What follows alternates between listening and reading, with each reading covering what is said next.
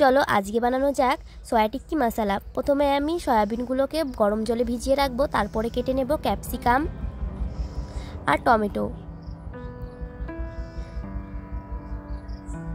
তারপরে কেটে নেব পেঁয়াজ। পেঁয়াজটা একটার পাপড়ির থেকে অন্য পাপড়িগুলোকে একটু ছাড়িয়ে নেব, পেঁয়াজগুলোকে আস্তে আস্তে রাখবো।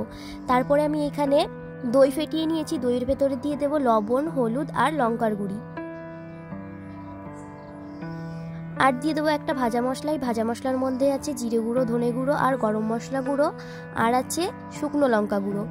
তারপরে দইয়ের সঙ্গে মশলাগুলোকে ভালো করে একটু মিশিয়ে নিয়ে দিয়ে দেব ভিজিয়ে রাখা সয়াবিনগুলো, আর দিয়ে দেব কেটে রাখা ক্যাপসিকাম, টমেটো আর পেঁয়াজ, আর ওপর দিয়ে সামান্য পরিমাণে তেল ছড়িয়ে দিয়ে ভালো করে মেখে নেব। দই দিয়ে সয়াবিনটাকে ভালো করে মেখে নেব। তারপরে আমি কড়াইতে তেল গরম করতে দিয়েছিলাম, তেলটা গরম হয়ে গেলে দিয়ে দেব মেখে রাখা সয়াবিনগুলো দিয়ে একটু নাড়াচাড়া করে নেব। নাড়াচাড়া করে সয়াবিনগুলোকে ভালো করে ভেজে নেব। সয়াবিনগুলো ভাজা হয়ে গেছে, এখন নামিয়ে নেব। কড়াইতে তেল দিয়েছিলাম, তারপরে দিয়ে দিয়েছি জিরে আর কুচি করে কেটে রাখা পেঁয়াজ আর জিরেটাকে একটু নাড়াচাড়া করে নেব। তারপরে দিয়ে দেব আদা রসুন বাটাটা দিয়ে আবারও একটু নাড়াচাড়া করে নেব।